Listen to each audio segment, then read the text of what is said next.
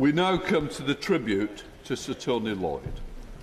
Before we proceed with the main business, I would like to have the opportunity to remember our late colleague, Sir Tony. I first met Tony almost 30 years ago when I was standing as the candidate in Chorley in the 1997 election. Tony was Shadow Foreign Affairs Minister, and he came to Chorley, he came along to Adlington, the village I live in, and on Sutton Lane he was knocking on the doors. I've got to say, it was his charm, passion and good humour that helped convince those wavering voters to vote for me. So I'm always forever in his debt. Of course, Tony had been in the Commons for quite some time before me. In total, he served the people of Greater Manchester for 45 years. He was first elected as a member of Trafford Council in 1979, and in 1983 he was elected this House as the member for his hometown of Stratford. In 1997, he returned for Manchester Central. By that time, he had been part of the Labour front bench team for over a decade, and Tony Blair appointed him Minister of State in the Foreign Office, serving under Robin Cook. He remained active in international affairs after leaving the FCO, as leader of the UK delegations to the Parliamentary Assembly on the Council of Europe, the Western European Union and the OSCE. He was chair of the Parliamentary Labour Party from 2006 to 2012, the longest-serving holder of that role during that last Labour government. He stood down as the Member of Parliament to become the first elected Police and Crime Commissioner for Greater Manchester. But he returned. He returned to the House for the Member of Parliament for Rochdale in 2017. Tony remained an active member of this House until very recently. In one of his final speeches in this chamber just last month, he concluded by saying, "I think the message that has come across today is that we must fight for change, that we want to seek to take place." That is a first summary of Tony's attitude to public service. He was truly a great Member of Parliament. However, although he took politics seriously, Tony didn't take himself seriously. He had a very dry, even mischievous sense of humour. But overwhelmingly, he left an impression of kindness and decency with those who dealt with him. I've got to say, Tony was an impressive Member of Parliament. He was an impressive person. But his politics was shaped by his mother. His father died young, and his mother introduced him into the Labour movement. And it was the Labour movement that shaped the person that we talk about today. So I've got to say, I will always be in awe of the kindness, his generosity, and the support that he always gave me. Even on that day, as he came out of hospital, Tony was thinking of others. I was pleased to have had a chance to have a chat with him, to share a few jokes, reminisce a bit. But typical of Tony, because one of the most difficult things you have to do is phone somebody whose life is coming to an end. And I wondered how I could make that phone call. But I've got to tell you, Tony made it so easy for me. And it was that kind of person. He put me at ease when it was meant to be the other way around. But that's the person that we're talking about. So he made sure it wasn't a difficult conversation. I didn't know that that would be the last time we'd ever speak. But I'm so glad that we did. We've not only lost a great colleague and friend, the country has lost one of the nicest and most effective MPs. But while we're in this House, and those who work for him mourn his loss, our thoughts are with the family who are watching the tributes today, from the gallery, his wife Judith, his children and his great-granddaughters. I hope the tributes will give them some comfort that Tony was much loved by all sides of the House. May you rest in peace, dear Tony. I now call the Leader of the Opposition, Keir Starmer. On a point. Thank you, Mr. Speaker. The death of Sir Tony Lloyd last week was a great loss to so many people on these benches and beyond. But the sadness we feel pales in comparison to the grief that Tony's family is going through. Our hearts are with them. And I'm pleased that some of Tony's family are in the gallery today. His wife, Judith, his children, Angarad, Siobhan, Kieran and Alexandria, his son-in-law, Paul, his nephew, Sean, who I know was like a son to him, and of course his sister, Vivian. Mr. Speaker, like you, I hope they can take some comfort in the memories and tributes of colleagues today, and I hope they see just how much Tony was loved and respected here in this House, and how much he managed to achieve in his decades of public service. Mr. Speaker, I first met Tony when I was Director of Public Prosecutions and he was the Police and Crime Commissioner in Greater Manchester. We were at a sexual assault referral clinic in Greater Manchester, St Mary's, which works with organisations and individuals committed to combating violence against women and girls, providing safe places for women and girls to report what has happened to them. It is an incredible model. And I saw firsthand Tony's commitment to tackling violence against women and girls. And what really struck me when I met him for that first time was that he had the heart of a true public servant. Not grandstanding, not pretending that he had all the answers, but quietly, respectfully, working with others to deliver. And like others, I've been deeply moved, Mr. Speaker, to read and hear the many tributes to Tony, not just from these benches, but from members across the House. And I thank members across the House for the comfort they will have given Tony's family in the tributes that they have paid to him. Tributes also from the trade union movement, because Tony was a committed trade unionist, and from people who met Tony in his decades of public service. And like you, Mr. Speaker, it meant a great deal to me personally to have the opportunity to speak directly to Tony when he left hospital for the last time, the Thursday before he died, Thursday week ago. I was able to convey to him firsthand the high esteem in which he was held by everyone, and I hope that it did give him some comfort and support in those final days. Tony was held in special high esteem by his staff, Jacob, Iftikhar, Beverly, Ajira, Megan and Chris, and of course Tricia, his close friend and political confidant in Rochdale. Mr. Speaker, indeed, many of those in Tony's tight-knit group of friends used to work for him, and I know that they were by his side in his final days. That is a true tribute to Tony. He treated people as kindly and warmly behind closed doors as he did publicly, and he treated those who worked for him with the respect and dignity he expected everybody to be treated with.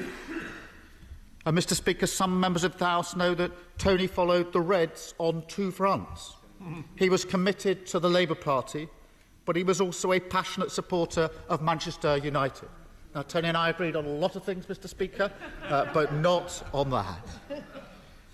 But as we all know, his love for Manchester went beyond football. A former Irish ambassador who I've got to know well, and who worked closely with Tony when he was the Shadow Secretary of State for Northern Ireland, remembered receiving from Tony what he described as a whimsical Mancunian take on Irish history, which showed not just Tony's typical knowledge of his subject, but the great sense of humour and poignancy that he was known for. Across the country, Tony had huge impact as the MP for Rochdale. Across the United Kingdom, he championed cooperation, collaboration and communities. And across the world, he promoted peace, chairing Labour Friends of Ukraine, supporting human rights and democracy in Belarus. Yet, he still always had the time for the little things that matter so much to members of this House. A friendly word, some encouragement, with that twinkle in his eye which everybody who's ever met him knows and will remember. And Mr. Speaker, just a few days before he died, Tony published what would turn out to be his final article in his local paper. He wrote about his hopes for 2024, for peace in the Middle East and across the world, He wrote of the need to help the NHS off its knees, particularly having just experienced its care firsthand. He wrote of the importance of action on climate change to make sure that we can pass our planet on to our children. And he wrote about education and the need to invest in young people. Tony might not be able to lead the fight for that better world he hoped for, but those of us he leaves behind will. And we will have him in mind as we continue to fight for the causes that he was passionate about, the values he lived, and the people he served throughout his entire life. May he rest in peace. Thank you, Mr. Speaker. Prime Minister. On a point of order, Mr. Speaker. Last week, the whole House was deeply saddened by the loss of one of our longest-serving and most respected members, Sir Tony Lloyd. I offer my sincere condolences and those of the whole government to his wife Judith, their children and grandchildren, and to all his friends and family. Tony and I, of course, came from different political traditions, but I deeply respected him as a man of great integrity, compassion and humour, a gentle but fierce advocate for his constituents and his values, and a dedicated parliamentarian. He loved this House, he said, for the shenanigans of the place, and it said everything about his pragmatic and warm approach to politics that we have heard and will hear so many heartfelt tributes to him from all sides of this House. And for Tony, politics was always about people. And that began, of course, with his constituents in Rochdale and his home city of Manchester. Born in Stretford, within cheering distance of his beloved Old Trafford, he spent 36 years as a Member of Parliament and served as a Police and Crime Commissioner, truly living up to his nickname, Mr. Manchester. Tony gave an interview while recovering from COVID that gives you the full measure of the man. All of Tony's humanity is there, his empathy, his values. He talked of watching a young nurse gently feeding an old man opposite and reflecting, in his words, that there is so much more to life than the next parcel from Amazon. It's what binds us together as a human family, that enormous decency. Tony was an enormously decent man who gave his life to public service, from local government to crime to Northern Ireland, and perhaps most enduringly in foreign affairs. He was a principled and tireless public servant who made a real difference to the lives of people here and around the world. Mr. Speaker, as you said in his penultimate contribution in this House, Tony said that change can happen and we must fight for the change that we want to see.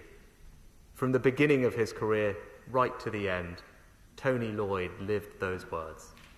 He was a great family man, a great man of Manchester, and a great man of the House of Commons. He will be missed, but he and the change he fought for and achieved will never be forgotten. SNP spokesperson Marion Fellows. Thank you, Mr. Speaker, and I want to send our sincere condolences to Tony's family from the SNP benches, and I want to say a few words personally about Tony. I didn't know him very well, but one very vivid recollection. One evening in the COVID tent that was set up on the terrace, I went to meet an SNP colleague for a little light refreshment. And at the table with her was Tony Lloyd and Stephen Pound. Mr. Speaker, we almost got thrown out of that COVID tent, not because we were drinking so much, but because we were laughing so much. I think every time someone said something, either Stephen or Tony, and maybe a wee bit myself and my colleague, we just capped each other. And those who were in that tent probably remember the rocket. I mean, everyone was looking at us and wondering what it was we found so funny. I can't remember what it was we found so funny, but it just was one of those evenings where you go away feeling better. And thereafter, every time I met Tony, he spoke to me. I probably fully understand what his family are going through, having been widowed myself. And my late husband used to say, Marion Hen, most people get into politics to help other people. And I think that was Tony. And I'm so glad I met him. I spoke to him very recently in the chamber, and he gave me his lovely smile, nodded and asked me how I was. And the day felt better. It's a bit presumptuous of me to say that things get better, but I know they do. I also know that it's always best to look back and remember those we love who are gone with a smile, and I'm sure that will be easy in time for Tony's family. Father of the House. Order, Mr. Speaker. One of the interesting quotations in Wikipedia has Tony Lloyd's words, "The basic morality of politics was instilled in me. I've always thought, if not fighting for what's right and just, then what is politics for?" My recommendation to anybody coming into this place, and one I try to take myself, is try to earn the tributes which Tony Lloyd has earned.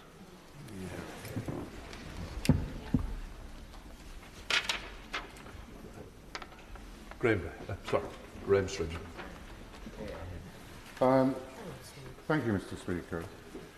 When we have the sad duty to pay tribute to honourable or right honourable members, it's often the case that the facts get gilded in an attempt to help the family. There is absolutely no need to embellish the facts when it comes to Tony. Quite simply, Tony was a decent man who dedicated his life to public service. He was first elected to Trafford Council the same day that Margaret Thatcher became Prime Minister. That meant his first 18 years as an elected representative were probably more difficult than most people's first 18 years. He very soon, 4 years after he'd been elected as a councillor, became the Member of Parliament for Stretford. That had two things that I want to mention. It meant that he represented Manchester United and Manchester City, both grounds were in that constituency. And Tony, who had been fair with all his constituents all his life, I suspect he was not completely even-handed between the Reds and the Blues of Manchester. He was delighted to go into the director's box at Old Trafford, and I think the last EDM he put down was a very good tribute to Bobby Charlton when he passed away recently. One of the sadnesses of Tony passing is that he campaigned against and led a debate in Westminster Hall against the Glazers' parasitic ownership of Manchester United. And I think as the Glazers are on the way out, Tony would have been delighted to see their doings. When he became MP for Stretford, which included Moss Side, shortly afterwards I became leader of the council, and we both had to deal with many of the problems that there were in Moss Side at that time. I think it would be fair to say that Tony worked tirelessly to improve the relationships between the different communities and the public services in Moss Side, because we were still in the aftermath of the 1981 riots in Moss Side. I think it's also fair to say, and he took us into his job later as Commissioner of Police, he was not a supporter of James Anderton's rather brutal tactics in Moss Side, and he saw it as part of his job to improve relations between the communities, not to make them worse. And he took a similar attitude to that when he moved to Central, because though he loved representing Manchester United, he was always the political realist and could see that there was likely to be a much larger majority in Manchester Central than there was in Stretford. So he moved to Manchester Central, and again a difficult ward in Cheetham, where he dedicated his time to improving relations in that ward. And I think, he never said this to me directly, but I think it was his experience of seeing the damage that poor policing could do that motivated him to become the Police and Crime Commissioner for Greater Manchester. And in some ways, more importantly, he was the first non-elected mayor for Greater Manchester, where he used those skills of bringing communities together, so bringing the 10 local authorities of Greater Manchester together, because Greater Manchester has a reputation for the authorities working together. That doesn't just happen on its own. Yeah. Authorities are often jealous of each other. Leaders of councils are jealous of members of parliament. They're certainly jealous of mayors, elected or not. And Tony used his skills to bring people together. Tony was calm, which didn't mean to say he always towed the party line. On Iraq, for instance, and on Trident, I was pleased to walk through the lobbies with him. He did not agree with the current Labour Party policy on the Middle East, but again, it was done in a calm and thoughtful way. When the War Memorial in Rochdale was desecrated with pro-Palestinian, anti-British government writing and by people chanting racist, anti-Semitic slogans, Tony was the first person to call it out. I think this House, the people of Rochdale, the people of Greater Manchester, will greatly miss Tony's contribution to our political life. Yeah. Sir William Cash. It's with great sadness that I stand and say goodbye to Tony Lloyd. He was a man of great courtesy. He was a great parliamentarian, and I'm so glad that both the Leader of the Opposition and the Prime Minister have paid such fulsome tributes to him. I much enjoyed his company when I had the opportunity to speak to him, but also to recognise his independence of mind, as Member for Gorton has just said, regarding the question of Iraq, which was a huge issue for the people on the Labour side. He spoke for the Labour Party with an independence of mind and with authority, which certainly attracted me to listen to what he had to say when he spoke. I would also like to pay tribute to him not only as the Mayor of Greater Manchester, but also as the member for Rochdale. And I, just as a personal anecdote, would like to put on record my thanks in 2017 when he helped to organise and spoke at the commemoration of John Bright in Rochdale Quaker Cemetery, and played a very important part, not only in putting the event together, but also in the celebration and commemoration that took place afterwards. He recognised the greatness of other people's contributions, such as that of John Bright in the history of Rochdale, and his commitment to democracy. And I can only say that as the member for Rochdale himself, now, and sadly no longer, he represented the very best that people such as John Bright represented in Rochdale when he himself was a member of Parliament here in this country for so long. So I just want to pay tribute to his family, my condolences to Judith and the family, and to say thank you, Tony, for all you did. Ed David. Speaker, I hope these heartfelt tributes to Sir Tony Lloyd are a source of comfort to his family. Those of us who were lucky to know him for a little while knew him to be an absolutely lovely man, kind, respected on all sides of the house. You should be really proud of him. And I say to the Labour family, I know he was an integral part of the Labour Party for so many years. I know you're proud of him, justifiably so. He stood up for Labour Party principles and his own principles as an individual MP representing his constituency. I've spoken to Liberal Democrat colleagues in Manchester who remember him as a sort of person who would reach out to other parties to make sure that the people of Manchester, the people of his constituencies, were the prime objective in the work that politicians of all parties were trying to do. And it was no surprise that he decided to leave this house and go and be the Police and Crime Commissioner, where he served with real distinction to try to make the lives better of everyone in Manchester. He was a Mancunian at his heart, as we heard from the former leader of the council. I also remember him as a strong internationalist.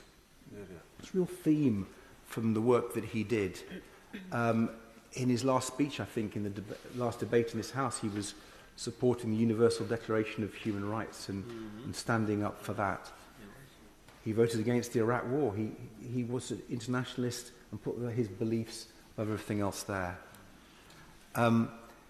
My personal experience with him was actually both listening to him in this House, where his calm and thoughtful and respectful interventions were often heard in silence because people wanted to hear what Sir Tony had to say. My particular remembrance was on a cross-party visit that we made to Israel-Palestine in 2009. And we went to towns in southern Israel, Ashkelon, we went to the West Bank, and we went to Gaza. And we were on the border crossing in Gaza, and we weren't being let in. It was a pre-arranged trip, but we weren't being allowed in, and we were there for several hours. We rang the British ambassador. That didn't work. But Tony had the idea of ringing the BBC. And within an hour, the BBC were reporting that a cross-party group of British MPs weren't being allowed in to Gaza. And it was amazing how quickly we were allowed in. That showed the measure of Tony, a principled pragmatist, getting through, understanding how things worked. And my advice to colleagues, when you go on foreign trips, always take a former Foreign Office Minister. It's really come to quite handy. But we won't forget him. No one who met him, whether they were constituents, members of his house, or frankly anyone around the world who met him, will never forget Tony. He will live in our hearts and our memories. Colonel Bradley. Very much, Mr. Speaker. I'm very grateful to be called in this debate. I feel humble, really, to be able to speak about Tony. He shadowed me when I was Secretary of State for Northern Ireland, and it was always a pleasure and an honour to be able to have a private conversation with him. And yes, across the dispatch box, we might have our disagreements, but behind the scenes, I knew that we could have a proper, open, frank conversation. And I would say this about conversations with Tony: every one of them I learned something from. Every single time we spoke, there was something new. There was a different perspective. There was a different way of thinking about things that Tony gave me. And he helped me enormously in the task we both had to try and restore devolved government to Northern Ireland at the time I was Secretary of State, and he shadowed me. After that time, we remained close and would regularly chat about Northern Ireland and what was going on. We often talked about football as well, despite supporting teams from the other side of Manchester in my case. But we always had a great conversation, and he was always generous and warm and witty. I was very, very honoured that last month he was able to co-chair with me, co-host with me, an event that the BGIPU held to mark the 75th anniversary of the Universal Declaration of Human Rights. And Tony being Tony, he went round every stall, every possible person met Tony. He was warm, he was kind, he was generous, and they knew that he was engaged and listening to them, which is something that's a rare quality often in people that we come across. Last week, my honourable friend, the member for Glasgow North, and I were both at a conference for the BGIPU, and our admin official was Joe Perry, who is the newest recruit to the BGIPU. Joe worked in Tony's office for many years, and it was a real, you could just see how much Joe was affected by the loss of Tony, the shock of it, but also just the sense of loss of somebody so special to him, somebody who'd given him so much. I'm very pleased that the three of us were able to spend a little bit of time where we toasted Tony. We found somewhere he'd like, and it was nice to be able to raise a glass to a good friend and someone we will all miss desperately. Yeah. Chair of the Parliamentary Labour Party, John Cryer.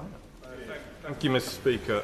Like you, I met Tony, I think, probably around 30 years ago in the run-up to the 1997 election, and I thought then and continue to think ever since what a tolerant and restrained, even when he felt strongly, what a tolerant and restrained sort of man he was. I have to say I wasn't particularly tolerant or restrained in those days, and I like to think I learnt something from Tony, which I think I did over the years, and those qualities stood him in great stead when he became chair of the Parliamentary Labour Party. I mean, he took over at a time when the tensions between Tony Blair and Gordon Brown, I'm being slightly euphemistic, the tensions between Tony Blair and Gordon Brown were at their sharpest, and he was able to guide the PLP through that period. It's extraordinary to think that when Tony came into this place, Michael Foot was leader of the Labour Party, and I think I'm right in thinking that he served under 9 Labour leaders. On longevity, I'm sure I remember many years ago Tony telling me that he saw, as a young boy, he saw the Busby Babes play with the great Duncan Edwards, and he must have been one of the last people still alive who could say they saw Manchester United before the Munich crash. So I'd just like to say, in conclusion, Mr. Speaker, that tolerance and that restraint was absolutely an exemplar. And there's an awful lot of people, not just in here but outside as well, who could really usefully learn a few lessons from Tony. Greg Clark. Thank you very much indeed, Mr. Speaker. I'd like to add my condolences to those of colleagues for a man who commanded universal respect across this House and indeed beyond. And although for most of my time as a Member of Parliament, Tony was a fellow MP, I got to know him best when he was out of the House of Commons, when he was the first Mayor of Greater Manchester, following on from being Police and Crime Commissioner, indeed combining the two. He was appointed on the 29th of May 2015, 2 weeks after I had been appointed Secretary of State for Communities and Local Government, and it was an absolute pleasure to work very closely with Tony during those 2 years.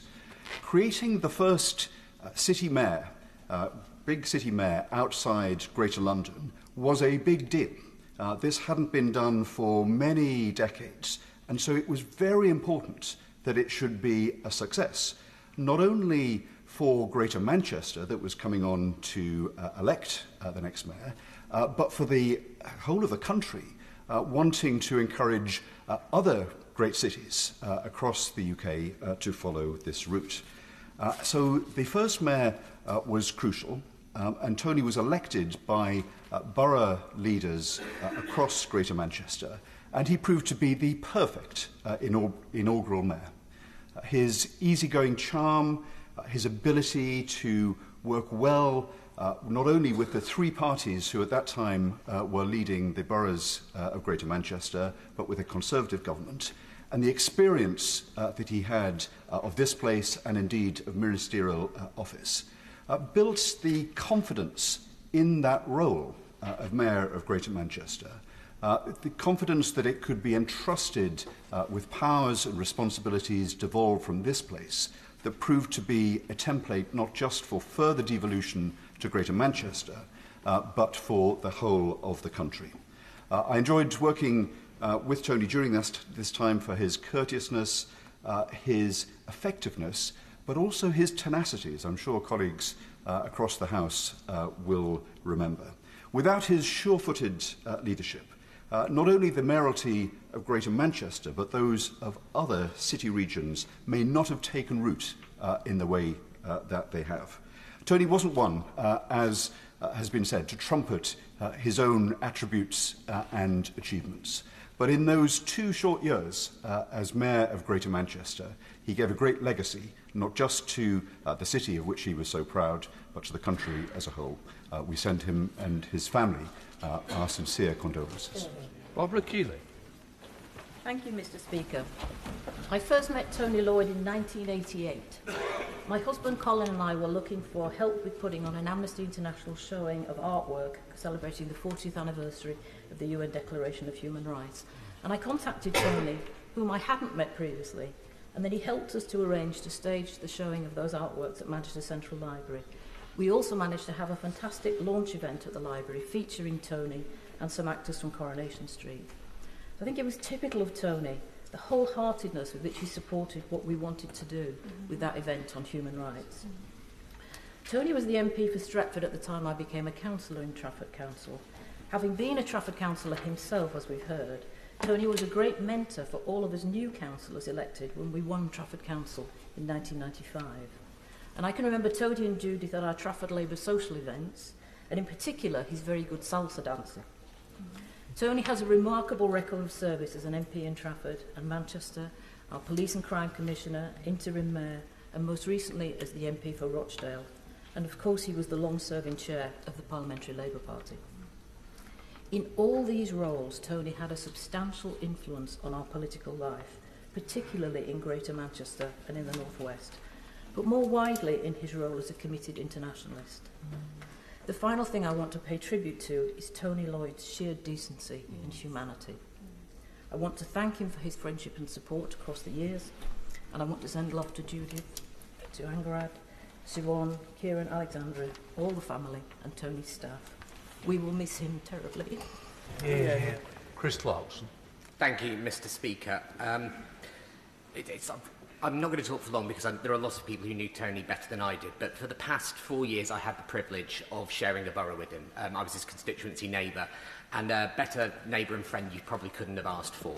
I was trying to think of anecdotes I could sort of use to sum up how good a friend he was to me, but as has been alluded to, Tony's sense of humour was very, very dry, and it means I can't repeat quite a few of those anecdotes in the chamber. So I just wanted to touch on sort of a couple of incidents. The first one being on the 13th of December, when a very bleary-eyed, newly elected MP for Hayward and Middleton reached out of the bed to grab their phone, which was ringing, and it was Tony on the other end of it, in a lot better condition than I was, clearly.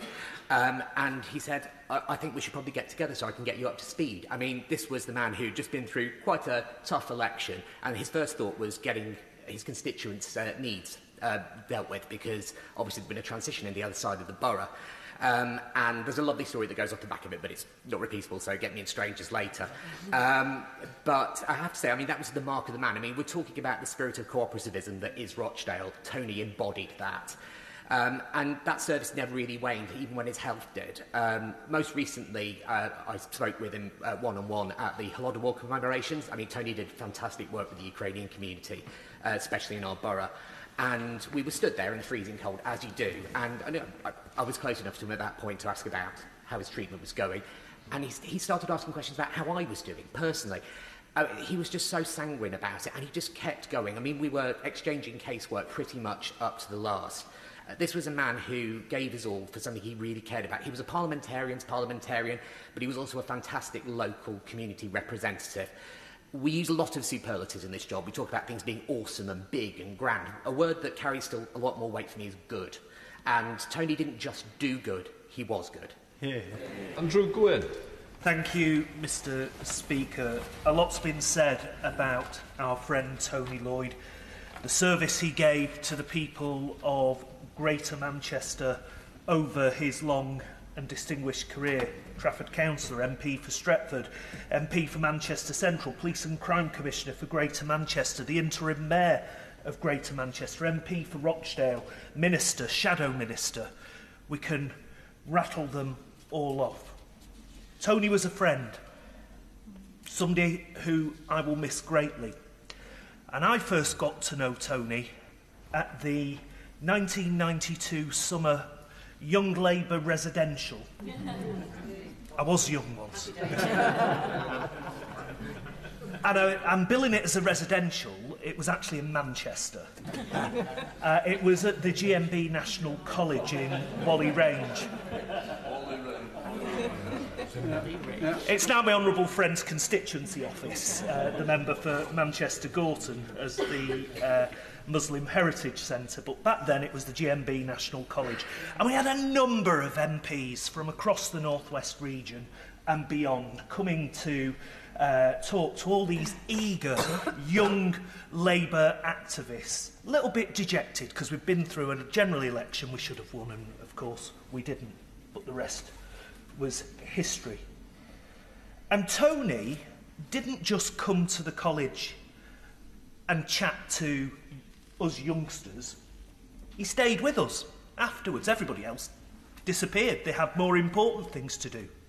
But Tony stayed with us to encourage us, to keep up the fight, to stand for what you believe in. And he did like a beer and did even do the karaoke afterwards. But he was all about supporting young people, encouraging them into politics, encouraging them to chase their dreams, to follow their dreams. And I didn't think he'd remember this, but when I was elected in 2005 as the MP for Denton and Reddish, he came over to me in the members' tea room and he said, "I remember you doing karaoke, Andrew." I said, "Well, Tony, I remember you doing karaoke, and it wasn't that great."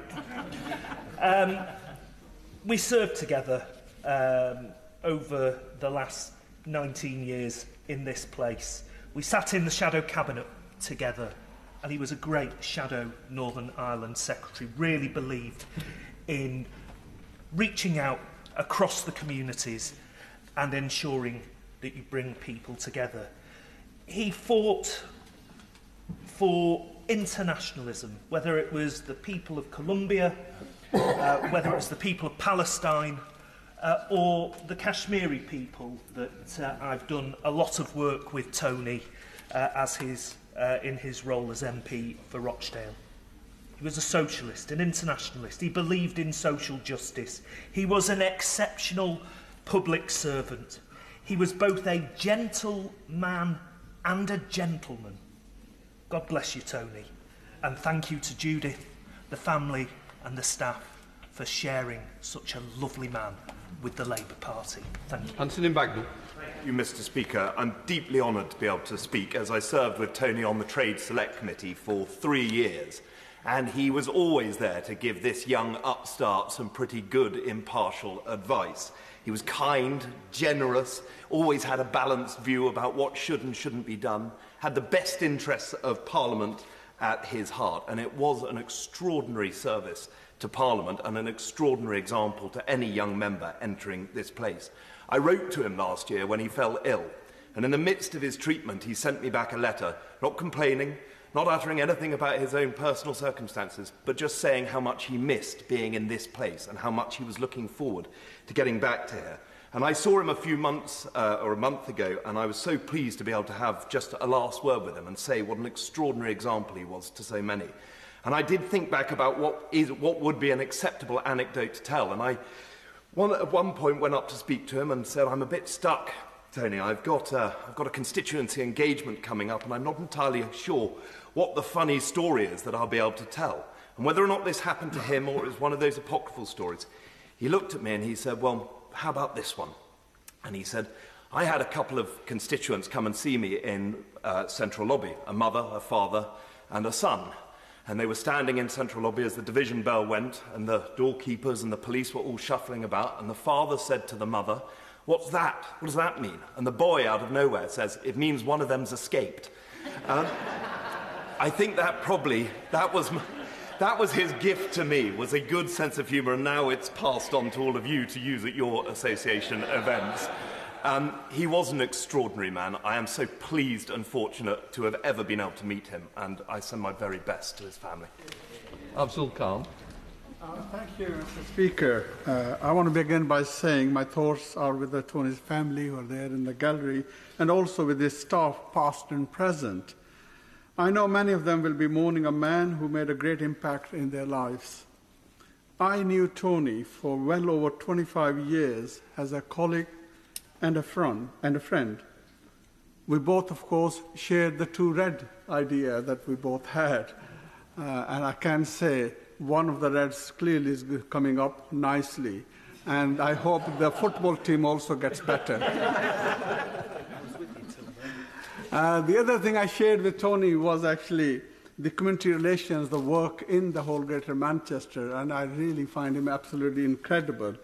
And as a colleague, as someone who was also like a mentor to me when I joined the Labour Party, he helped me through many of the great challenges, the fights that I've gone through politically, and that including winning my seat in the Cheetham Hill from Lib Dem, someone I think David Mayor known, late Qasim Afzal. And then when I became a member of European Parliament, at that time, of course, that fight was with Nick Griffin, who represented the North West. And again, he was absolutely a star. He knew exactly what needs to be done at the right time and what needs to be said. And then same when he came to George Galloway. So I've had my share both from the left and the right. I always found Tony to be absolutely a gem, and with the experience that he had, the balanced idea, the clarity of the thought that he had, I always found myself in a good place. He was unfailingly a warm, a friendly, and a kind individual. He could always be relied on for a support, whatever campaign or issue you were working on, and always available to intervene in an obscure Westminster Hall adjournment debate. And despite being a gentle and modest, he was a sharp politician who knew exactly how this place worked and how he could use it to get the best for his constituents.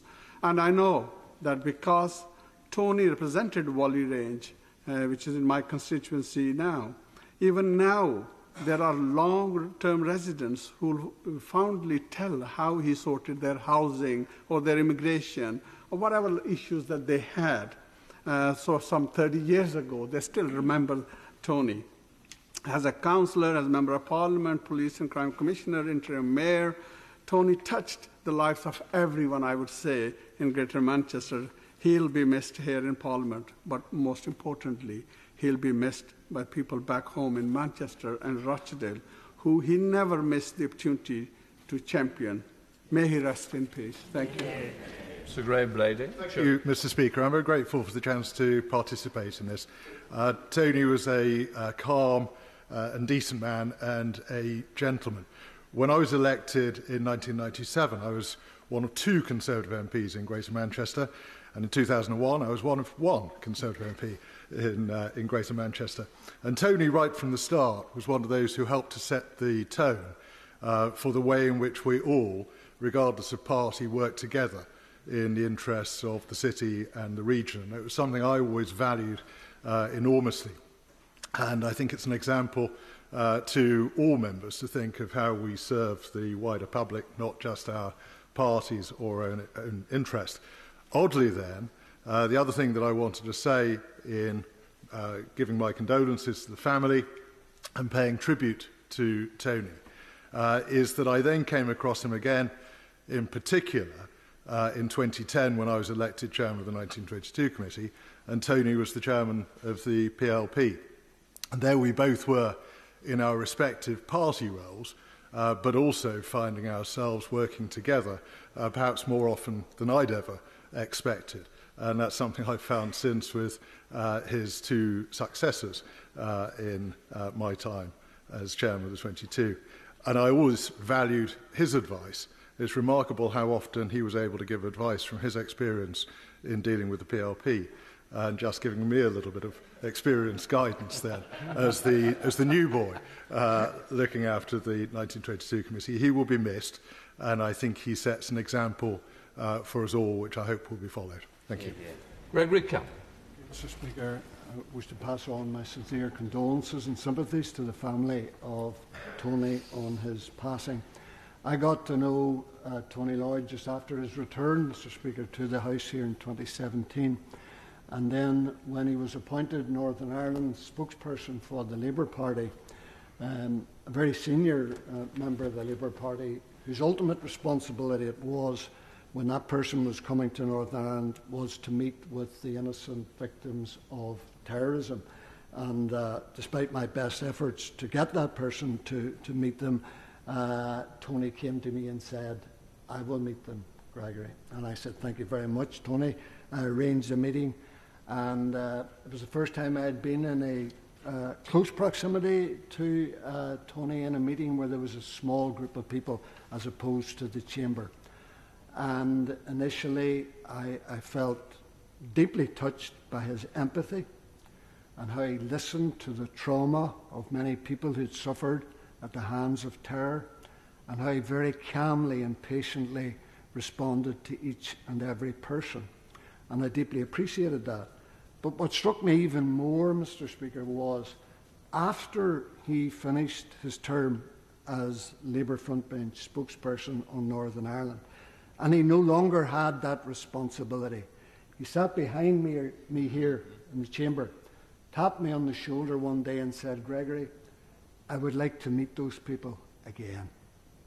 He didn't have to, he didn't need to, but he did.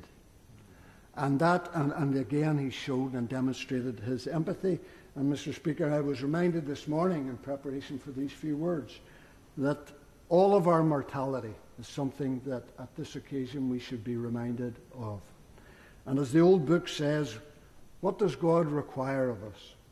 To act justly, to love mercy, and to walk humbly with our God. Thank you. Rebecca Longbed. Thank you, Mr. Speaker. Tony was one of the best of us, a decent, kind man dedicated to helping people. As we've heard today, he was often unassuming and never showboating the brilliant work he was doing. Such was his commitment to public service, he rarely felt comfortable taking personal credit for the great work he did, preferring to quietly work furiously in the background to get done what needed to be done, because his career was never about him, it was about the people he was trying to lift up. And because of this, Tony was loved. There are so many stories and messages of warmth from his friends and colleagues, and here are just a few that I wanted to share today. Ian Stewart, a close friend who was formerly the MP for Salford and Eccles and then Mayor of Salford, says this: Tony phoned me before Christmas. He must have been in hospital when he phoned, although he didn't mention that. He said he wanted to arrange a meal and a drink with me. I explained that Mez was ill and that we thought she might have COVID. I suggested that he and I should get together as we regularly did, either between Christmas and New Year or early January.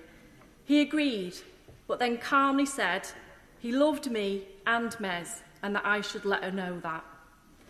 First and foremost, Tony was a true and close friend of over 50 years. He was a real trade union socialist with a good heart and a strong desire to help those in need. He was a statistician by trade, lecturing at the University of Salford when we first met. People were always bemused when they found out he was good at maths. Tony was a product of the post-war Labour government's welfare, state and education system, which he never forgot.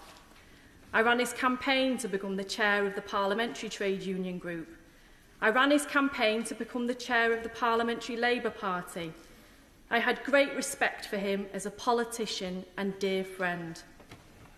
In 1988, Tony was the first politician to be interested in and support the creation of the synergistic social partnership model for good governance and socially just resolution of complex problems. Well said. Tony and I were invited to attend our friend Chan Singh's inauguration at the temple president of a Manchester Sikh temple, and we wore turbans together. We looked the part. He was part of that small group of politicians who were often underestimated, underrated and underused in Parliament. His quiet, calm manner belied the gut instinct and passionate reaction to inequality and lack of social justice experienced by oppressed communities, whether at work, in the community, in the UK or in sub-Saharan Africa. He'd been the Minister for Sub-Saharan Africa in the Blair government. He was a genuine internationalist and understood the real global implications and need to battle against neoliberalism at home and abroad. A genuine man of the people and one of the few politicians I will miss sharing a meal and a drink with. Andy MacDonald, who can't be here today, who is recovering from an operation, also asked me to share this funny story. He was so special and a warm character, but there was also a very naughty side to him, and I'd like to share this story about him. I'd missed breakfast, and I was really quite hungry, and was hoping the delicious jerk chicken would be on offer, and headed off to the debate, the cafeteria, in Portcullis House in eager anticipation. But imagine my disappointment when walking up to the entrance to the cafeteria and looking up at the menu board to see the row of usually packed canteen serving stations totally empty. No staff and no customers. There'd been some sort of a problem and services were disrupted, and there'd been no lunch in the debate today. I tried to take in the full extent of this lunchtime disaster. I was standing there, open-mouthed in disbelief, with my hands still outstretched in automatic pilot, poised to pick up a tray from the pile to put my non-existent food on, as if in total denial and unable to compute, while simultaneously scouring the sad notice of temporary closure that only served to reinforce my disappointment, and with it, the dawning realisation that I'd be eating somewhere else today. I must have had a look on my face of complete bewilderment and disappointment in equal measure, when my friend Tony Lloyd, who had observed my frozen form as he made his way through PCH, quietly walked up to my side, still invisible to me, and said very gently and so caringly, with a wicked twinkle in his eye, "Is there a daughter we could ring?" Rest in peace, Tony. And Paul Dennett, the Mayor of Salford, says this: Sir Tony Lloyd was a great man, a person and politician of great integrity, someone who often did the right thing quietly without fear or favour, a great friend of Salford and its people. My thoughts and prayers are with Tony's family and friends at this time. But outside of the world of politics, Tony's real and unending love was for his family, and it is in this context that I first met him. At the age of 5, in Stretford, he was my first ever MP, although I didn't know that at the time when I was running around he and his wife Judith's house, driving everybody mad, playing Shira, Princess of Power, with his daughter Siobhan, who was my friend at school, usually having a row about who was going to be in the role of Shira that day, causing Tony and Judith to have to come and sort out the problem diplomatically. But I remember it was a house and family full of love and warmth, a family who often supported mine. And it was only years later I realised what Tony actually did for a job. And this was important, because growing up, there was a tendency to believe that MPs were in some special class of their own, that people from backgrounds like mine couldn't be MPs. But Tony was different. He was one of us. He was a man of the people, a proud member and supporter of the Irish diaspora in Manchester, and he gave me the courage to believe that if he had become an MP and he could serve to help people, then maybe, just maybe, people like me could do it too. So I send all of Salford's deepest love and prayers to Judith, Siobhan and Harrod, Kieran, Ali, Carmen, Caris, and all of Tony's families and loved ones. And to Tony, you were an inspiration to all of us in this place. And if we can be just 1 ounce of the good man that you were, then I know the world will be a far better, kinder place. Thank you, Mr. Speaker. It's a special politician who gets a tribute covering the whole front page of the Manchester Evening News with a headline, "An example of honesty, principle and kindness." A quote taken by comments from the mother of this house, but echoed by so many in recent days. The tributes have often mentioned what an outstanding public servant Tony was, but also what a good, kind person he was. And he was always ready with a kind word to me in difficult times, and I remember his sympathy, particularly when my mum died. To those of us who have been involved in Greater Manchester politics for a long time, Tony was a giant. His record of public service is unparalleled. As a councillor, MP, and Police and Crime Commissioner and Mayor, he was a hugely respected and influential figure. He'll be missed across Greater Manchester, but also across Parliament. The respect he was held in from all sides of the House has been clear today and in recent days. Perhaps the thing I admired most about Tony was that his contributions were always so thoughtful. They came from a place of principle, and he always had great conviction, but he was always measured and able to look at the big picture with great knowledge and experience. His wisdom will be missed across this House. And as a long-time resident of Chorlton in my constituency, he'll be missed by the local community as well. As a familiar face on Beach Road, he was liked by everyone, and among many other tributes, I was touched to see the following, written by staff from Ludo's Deli on Beach Road. It said, "We're all very sad at Ludo's, one of our loveliest customers, so supportive. I'm already missing him and all the lovely chats we had about everything and nothing. All our thoughts are with his family and friends, as indeed, Mr. Speaker, are all our thoughts today."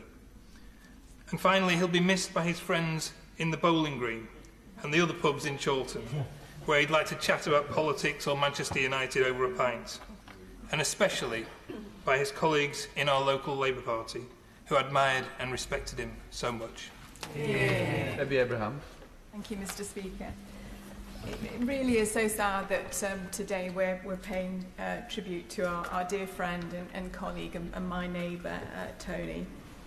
But I think, having listened to so many stories this afternoon, it is an absolute testament to Tony, for the person that he is, how strongly people from all sides of the House have spoken about him.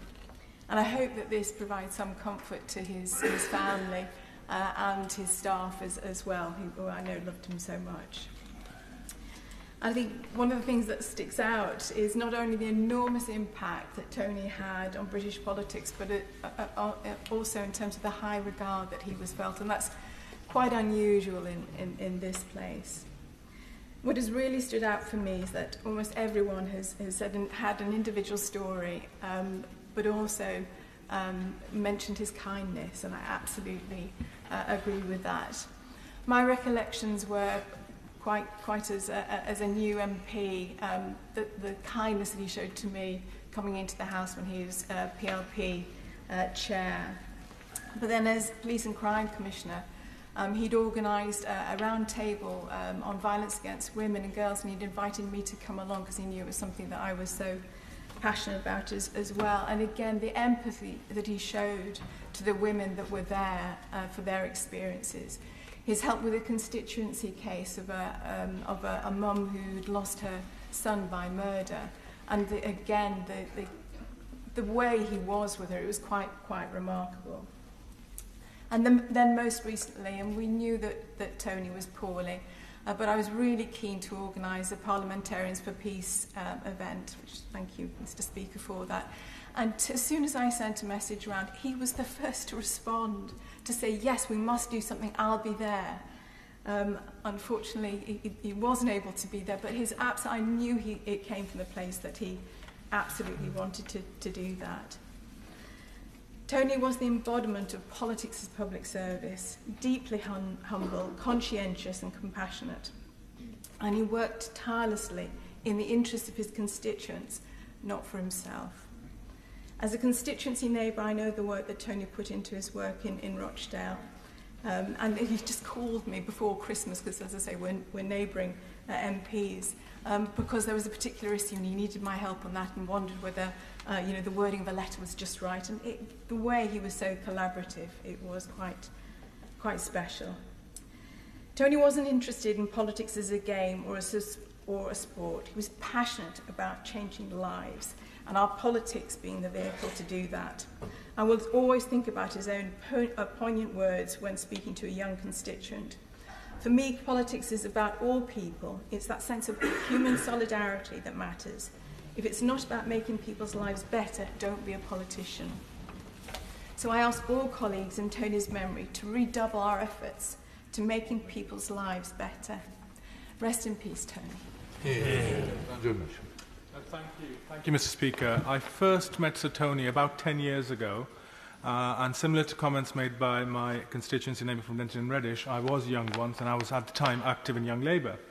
And I was fundraising for Hazel Grove Constituency Labour Party in Stockport, and I remember he didn't know me, and his office was quite helpful, and he made the time to come to Hazel Grove and fundraise for a CLP which had no Labour councillors and a Liberal Democrat MP at the time. And not only did he come, he spent the entire evening with us, and he spoke to each and every person at the fundraiser. In particular, we had a table for young Labour activists, and he went over and he spoke to each and every one of them. And he inspired me, and he inspired many people on that table. Many of them are Labour councillors now and Labour Party activists. His demeanour was very soft. He spoke softly. He chose his words wisely. And many colleagues on both sides of the House have said that we could all learn from the way he conducted himself. It has also been mentioned that he was an internationalist. He believed in a better world for everyone in the UK, but also across the world. I remember inviting him to speak at an event in Manchester at Manchester Mechanics Institute in 2017. It was for the Cuba Solidarity campaign supported by Unison, the trade union. And he came and he impressed us all with his Spanish skills. He delivered parts of his speech in fluent Spanish. He was also able to translate. And I was in awe of him because I've wanted to learn Spanish for a long time and I've never managed to quite get there. But he just, out of nowhere, he was giving the speech and he kept fluctuating between Spanish and English. And that was quite impressive. When I was in the Labour Party Whip's office, he was in my group, and I had frequent interactions with him, and he was always very kind with his time. Unfortunately, when he wasn't well recently, he asked me to be his proxy vote for the Parliamentary Labour Party, and also for a while for the votes here. And I remember my last conversation with him. He was just coming up those stairs into the chamber, and he said to me, we were supposed to have that pint, and I said, Tony, please let me know what works for you, and I'll take you to my favourite pub in Stockport to have a fine pint of cider. And he said, I will. And looking at my WhatsApp messages, one of my last messages to him was on 29th of December. I said, Tony, I hope you're well. Please let me know if you have any availability, and I'd love to go have that pint with you. He didn't respond, and I was a bit disappointed. But then I messaged him 2 days later on the 31st, wishing him a very happy new year. And he responded straight away. And looking at my messages, his last message was wishing me a happy and successful 2024. A lot of people have said, and I agree with them, that he will leave a massive hole in Greater Manchester politics. I think it's bigger than that. He will leave a massive hole in British politics. And it is quite uncommon for someone to be remembered fondly on both sides of the House, particularly a politician. So it's nice to see there are colleagues here from all major parties speaking about Sir Tony's memories. On behalf of the people of Stockport, my thoughts and prayers are with his family, his friends, and his staff members. Thank you, Mr. Speaker. Thank you, Mr. Speaker. Colleagues have already ably described Tony's internationalism, his socialism and his trade unionism. But as one of my predecessors as member for Stretford, I want to pay tribute today to his local work, his collegiate nature, and the way that he went about his business. His personal style was unique, but it was incredibly impressive. Mr. Speaker, Tony was a true son of Stretford. Born and raised locally, he was extremely well regarded and conscientious as a constituency MP from 1983 to 1987, even if being born locally made it inevitable that he was a fan of Manchester United, but you can eventually learn to forgive that in a person. He was known locally not only as a man of absolute principle, the person that so many of us are familiar with here, but as a person who got things done for the community. Indeed, during my own election campaign that led to me coming to this place in 2022, Tony, who made frequent visits to the campaign trail, was often recognised by local residents and his time as an MP remembered favourably. What was all the more remarkable, Mr. Speaker, was that he often recognised these residents too, some 25 years after he had ceased his time as Member of Parliament for Stretford. But that was Tony all over. He treated everybody he met with courtesy. He earned respect because he gave it without question. There have been many tributes to Tony in recent weeks, Mr. Speaker, but the one that chimed with me most was from a former member of Tony's staff team when she said that the thing that she admired most about Tony was that he always treated working-class people with respect, and that means everything especially to people who have rarely been treated like that before. It may sound like a small thing, Mr. Speaker, but it is less common than it should be and was a mark of the man.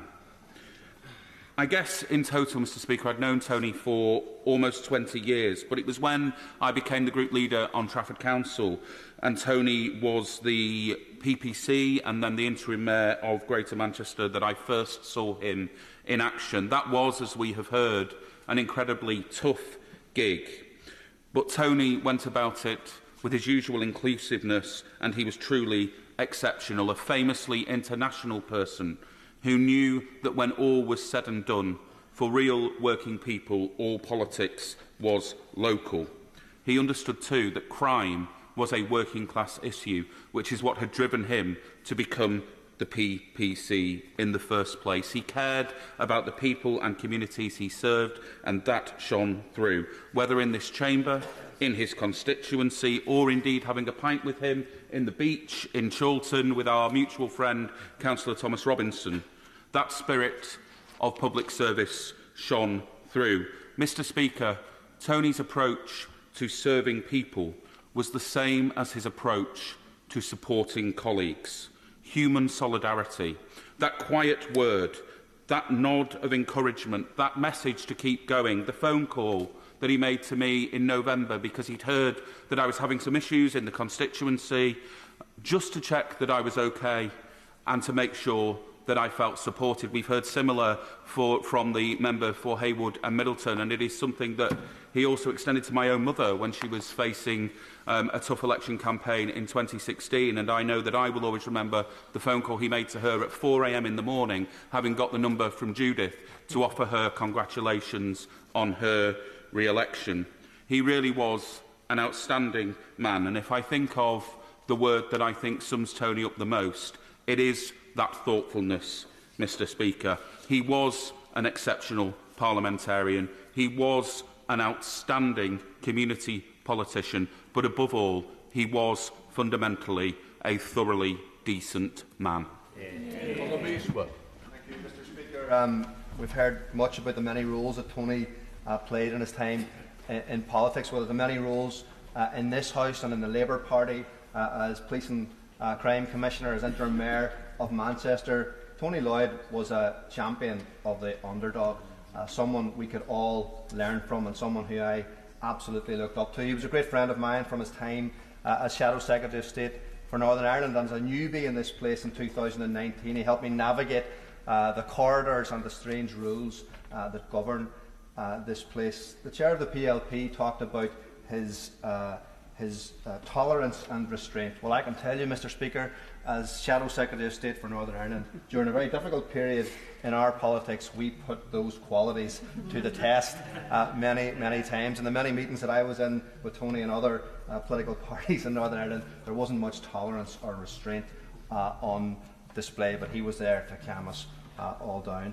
Of course, I think it's important, Mr. Speaker, for me to say also, Tony's interest in Ireland didn't just start when he became Shadow Secretary of State for Northern Ireland. It was a decades-long pursuit of truth, justice and peace for the people of our island. The people, his friends in Ireland, will never forget him, as he never forgot us. I was delighted to host him in Derry in a local hostelry for a few pints a few months ago, where we had great crack and told great stories, and to see him again in the Strangers for a pint just before Christmas. Sometimes, Mr. Speaker, we actually met without having pints.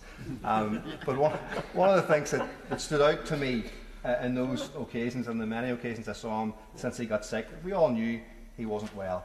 But he wore it so lightly, and as others have said, he didn't talk about himself or his own illness. He talked about you and asked you questions about how things were going. And if we think about some of the contributions he made in this place at the end of his career, he was talking about arms exports to Israel.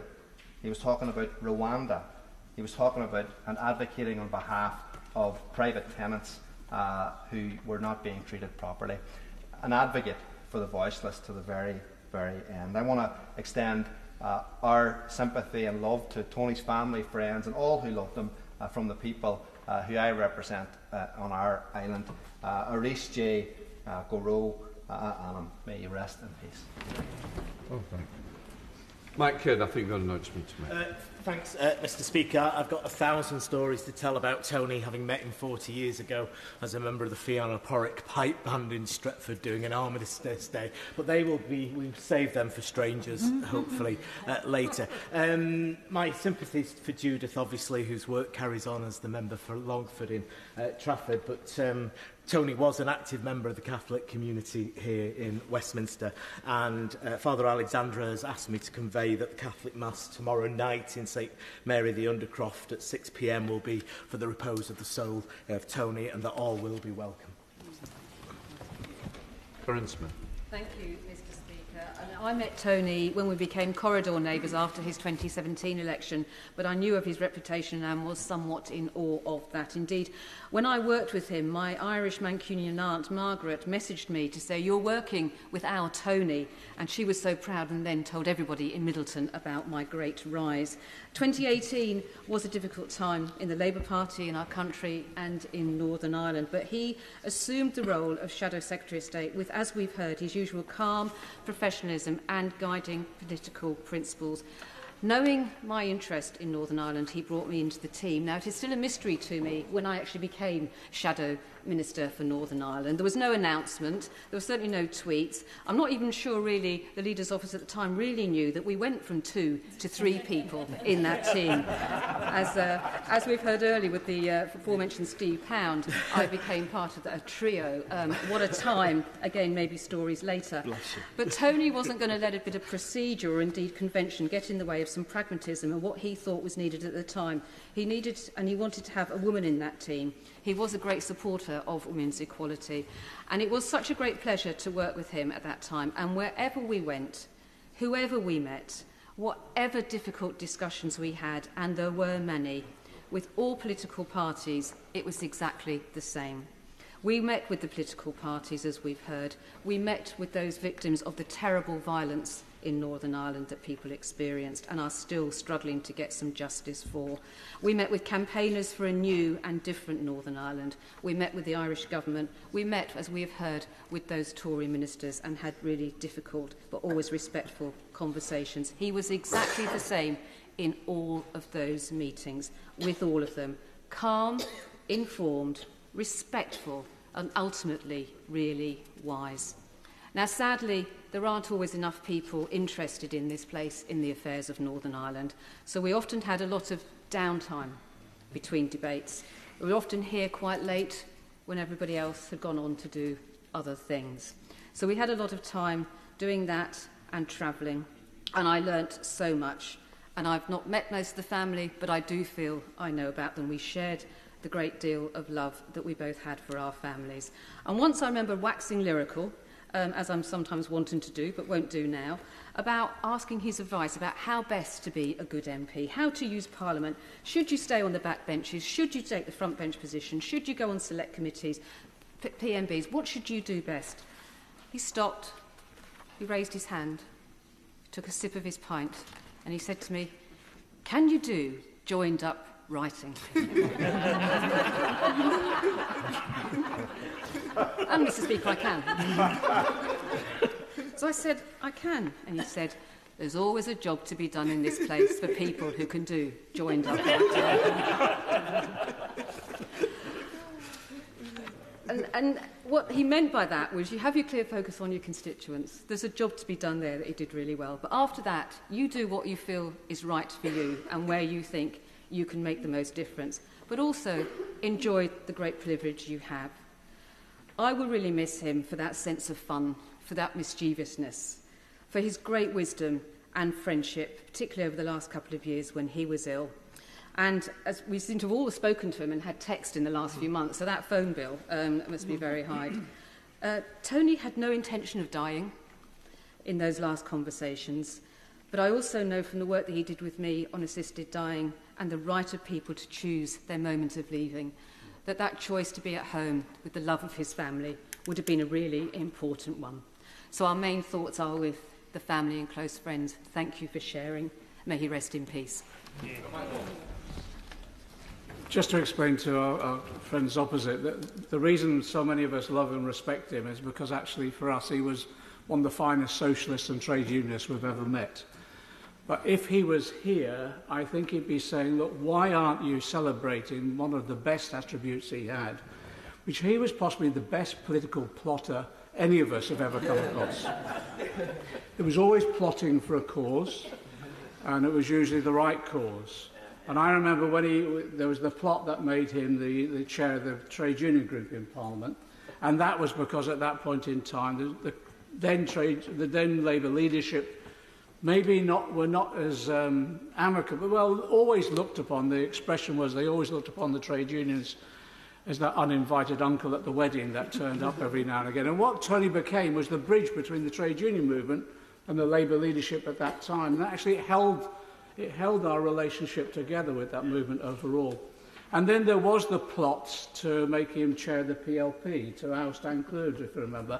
And it was a Brownite plot. I've got the prominent Brownite beside me. It was a Brownite plot, but it was a good cause. But he saw that the leader actually dominated the PLP, and there needed to be political balance that reflected all the different views and all of that. And then also, we went on to Iraq. A large number of people would not have voted against the Iraq war if it wasn't for Tony, because he led by example as well on every occasion on a very principled basis. And if he was here today talking about Palestine, he'd be leading again on for the Palestinian people themselves. I was in the Shadow Cabinet with him. He came into the Shadow Cabinet. If some comrades might remember, there wasn't an awful lot of fight for jobs in the Shadow Cabinet at that point in time. Fending off the monthly coup took up a bit of our time. But the reason he came in is because he was loyal to the cause and he was loyal to the party. Whoever was leader, he was loyal and he did his job. And we appointed him as Shadow Secretary of State for Northern Ireland, because I don't know anyone else who could get this lot in the same room talking to one another in that way. And that's why we loved and respected him, because he was part of us. He was part of our movement. A trade unionist, a socialist, a parliamentarian of the highest degree. He knew how this place worked, and he was able to use this, just as he did the party, for the best of causes and the best of objectives. And that's why we'll greatly miss him. But exactly as the leader of the party has said, the foundations that we lay in the future will be based upon the principles that he advocated and convinced so many people of. Yeah. Thank you, Mr. Speaker. I was a bit worried today because I thought I'm going to be overwhelmed with emotion, number one. And number two, I'm going to find out that I wasn't Tony's favourite MP, which was really good. But it's the mark of a good leader and a good man that he made people feel like you were his favourite, that he was telling you something special. And I can't tell you how long I've known Tony, because I've been in the trade union movement for so many years, so our paths crossed all the time, and we were campaigning all the time on so many different issues. But I remember in 2005 when I came into Parliament, and I was quite obviously distressed for something, I don't know what. And I remember Tony putting his hand on my shoulder, like quite gently, and saying, "Dawn, you're often going to feel lost in this place, but don't worry." And he said, if I ever had any questions, I can always ask him, no matter how silly those questions were. And I passed that on to new MPs that came in. I always say, if you've got a silly question, ask me, it's okay. Because I remember how Tony made me feel when he said that. He also told me not to believe people who say they know how this place works, because inevitably they don't. And that I carry with me too. And the last conversation I had with Tony was at the bottom of the stairs by the opposition office. And I remember we had this conversation, and he asked me how I was and how my health was. And you think, oh my goodness, you know, he's going through what he's going through.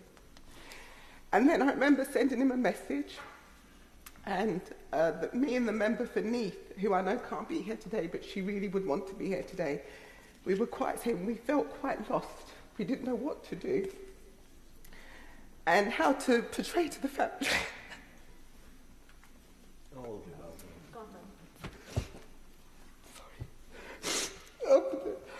How to portray how much he meant to us. Thank you. Mary Rimmer. Thank you, Mr. Speaker. It's been a real comfort to me to listen to so many tributes to such a wonderful man I have the highest respect for. I've had the pleasure of knowing Tony for many years. It was a joy to work together in Parliament after decades of friendship. He was such a kind, caring and compassionate man. Tony couldn't help himself from helping others. Every day was a day of action to help others to make life things better. Only last month I was at the APPG on Belarus. He corrected me on how I pronounce that. Chaired by Tony.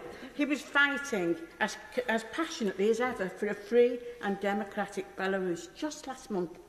Tony was kind and softly spoken, yet so strong in his beliefs and actions that always followed them up. Tony was a dear friend to so many people and so well respected, and I am privileged to be one of those people. I always enjoyed chatting over a drink of tea in the tea room, and we'd have many a laugh. I will miss Tony, my real friend.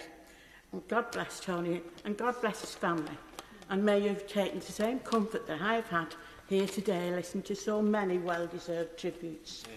Thank you, Mr. Speaker. I wanted to speak today to pass on my condolences to Tony's family, but also to really mark somebody who's one of the standout individuals that I've come across in the 27 years that I've been in this House. I first got to know him soon after I was elected in 1997. We were members of the same trade union group, and he was somebody that you look forward to meeting socially around the place, because he was always good company, but he was someone who was always wise and worth listening to, whether it was in here, in the chamber, or in discussions elsewhere.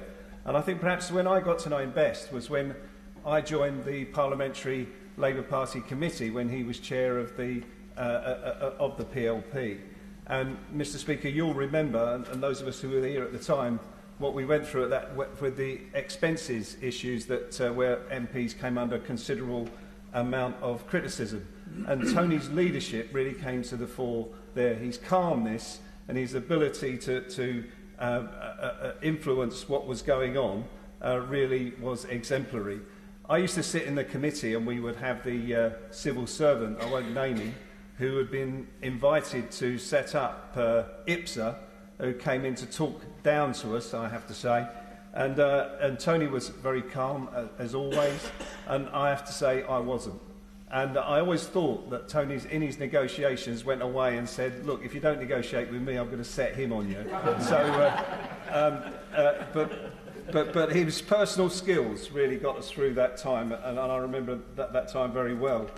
And I was also a member of the Justice for Colombia group, and I know that they will want to pass on their sympathies to the family, because he had enormous influence on the work of Justice for Colombia and achieving supporting the peace process in that country, which eventually has made enormous changes there. And Tony was a driving force in that, in both the trade union movement and in this place, in supporting Justice for Colombia. He was the embodiment of the word comradeship, whether it was kindness and decency, his compassion, his courageousness, it all shone through. He was among the best of us, and we will miss him dearly. Yeah. Mr. Speaker, it's been so good to hear all of these very warm tributes to Tony, and he was a man of such warmth and integrity and decency that I think it's resonated through everything everyone's been saying. I got to know Tony when we both served in the Shadow Cabinet, and he was Shadow Northern Ireland Secretary.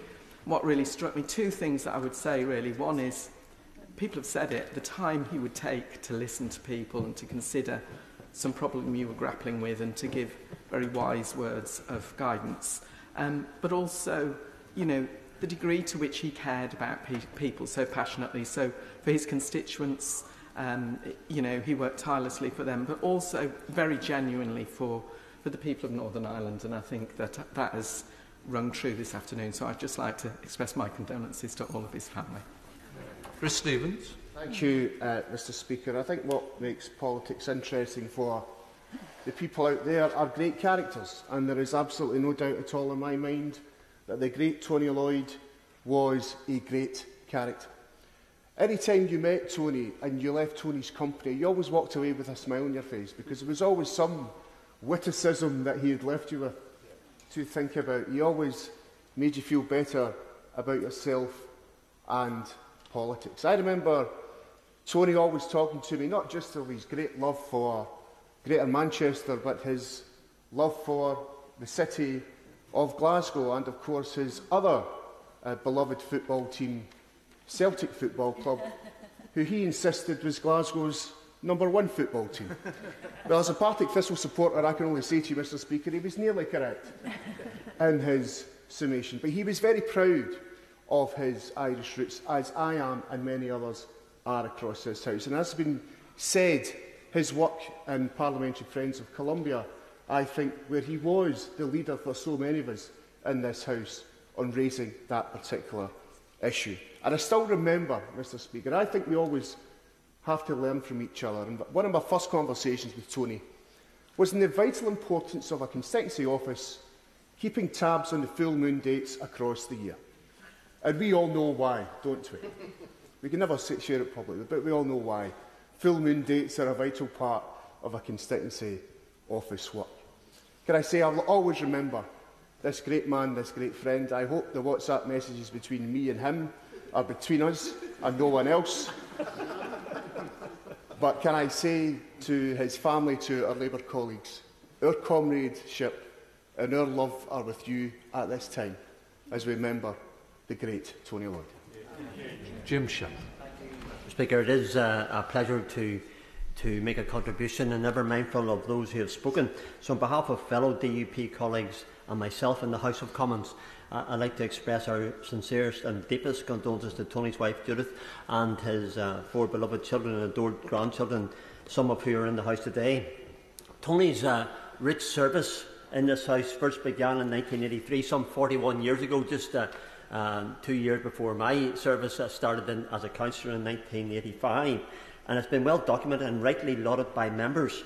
And I wish to very, very briefly highlight the friendship he gave myself and everyone in this House, because he certainly was one who made friends very, very quickly, and was even more meaningful when we served together on the Northern Ireland Affairs Committee. I found his contributions to be incredible. The honourable member for Hayes and Hollington referred to he would manage to have got us all together, and he could do that. From different political parties, bring us together and get us focusing perhaps on the things that we could agree on, rather than the differences that sometimes we have with each other. We were together in Westminster Hall. He very often spoke in debates in Westminster Hall, those on human rights, those on freedom of religious belief, and he and I were often in the same side of the chamber, obviously, but also on the same page when it came to speaking up for those things. He was indeed a voice for the voiceless. And I would often say, boy, did he speak up well, because he really could, and he was very much one of those people. Although Tony and I may not have shared the same political opinion on the way forward in Northern Ireland, we did share respect and love for the country. Tony was knowledgeable on the intricacies of Northern Ireland, and whilst we didn't always agree, his opinion was fair, reasoned and respectful, and we enjoyed many of our conversation, just me sitting here and Tony sitting just behind, and often when I leaned over, and very soft-spoken, incredibly courteous as always personal, and more often had a story. He never gave you advice. If you asked him something, then he helped you, and that was the sort of advice which he often gave to me. I enjoyed that. Tony was a man of personal faith. I know, Mr Speaker, you and the family need to be ever aware that faith's important, and the Honourable Gentleman from Manchester referred to that there just earlier on. I'm reminded of 2 Timothy chapter 4, verses 7 to 8. And when you think of faith, I think is a great scripture text. He has fought the good fight, he has finished the race, he has kept the faith. Henceforth is laid up for him the crown of righteousness, which the Lord, the righteous judge, will award him on that day. And not only him, but also to all who have loved his appearing. That's the man that we knew, that's the Tony that we knew. Well thought of, respected in this place. His wisdom and wit will be sorely missed. That concludes the tributes. Can I just say, I think the House has always did its best, and today was exceptional. I know that Tony, and I'm sure the family, are very proud of the way the tributes and the comments that have been made. As I said, it will be greatly missed, but never forgotten.